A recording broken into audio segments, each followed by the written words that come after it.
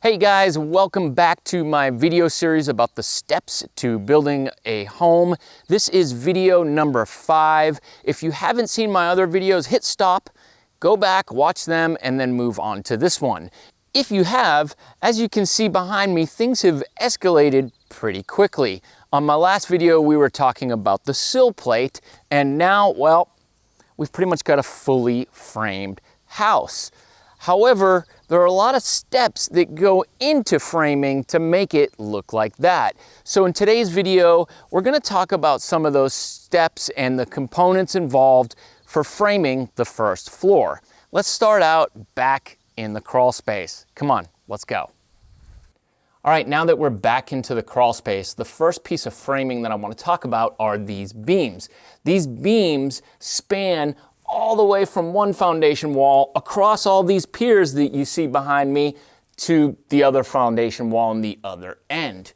The job of these beams is to support, of course, the house, but mainly the joists that are going to be above them.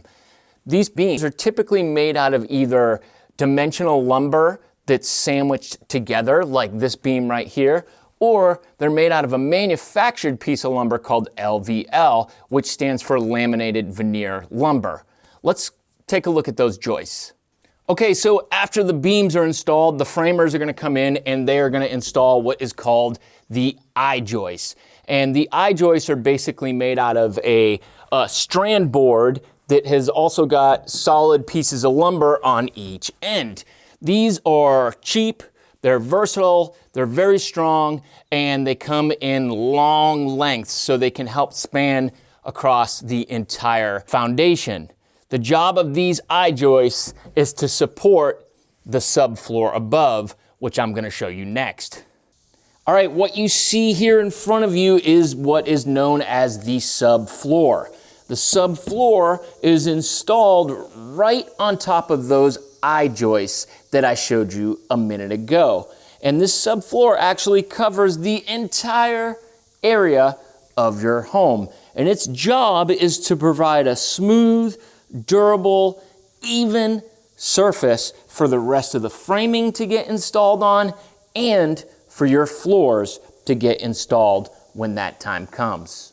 Typically, the subfloor is going to be made out of a 4x8 sheet of either plywood or OSB or some other type of strand board, and they're going to be very durable. They're going to have a tongue and groove so they fit together nicely, and they provide a very good and strong surface for your home to get built on. Okay, the next piece of framing that I want to talk about is one that many of you are probably familiar with, and that is the stud. The stud is a vertical piece of lumber like you see behind me. They're typically made out of 2x4s or 2x6s.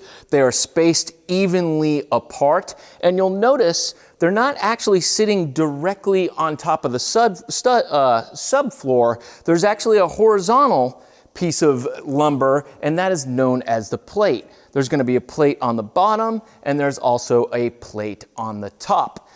Studs are very important. They help form the walls within your house, and they also provide a place for insulation, plumbing, and electricity to run through. All right, guys, I'm standing right in front of a window opening in this home, and as you know, when you have a window opening, you've got this big open space, but there's still weight above it that needs to be supported somehow. You can't just install a window and expect the window or the door to support all that weight. So I'm going to show you quickly what they do to be able to do that and what the framing looks like. So basically above, you're going to have what is called a header. A header is typically made out of solid dimensional lumber or LVL, which is what this one is, which stands for laminated veneer lumber. It's cheap, it's versatile, it's really strong, and they make it in long pieces.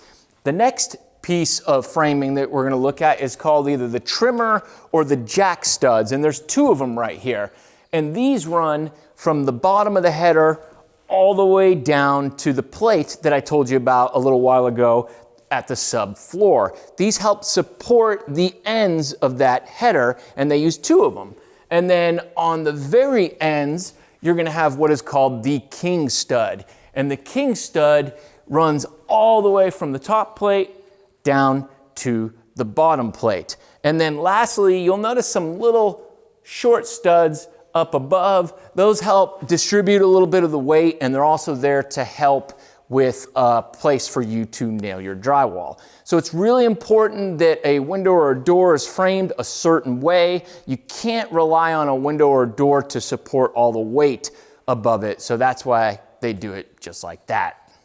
All right, guys, I hope you enjoyed episode number 5. I hope you learned a little bit something about framing a home. In the next episode, I'm going to talk about the stairs. We're going to talk about the framing on the upstairs and moving up to the roof.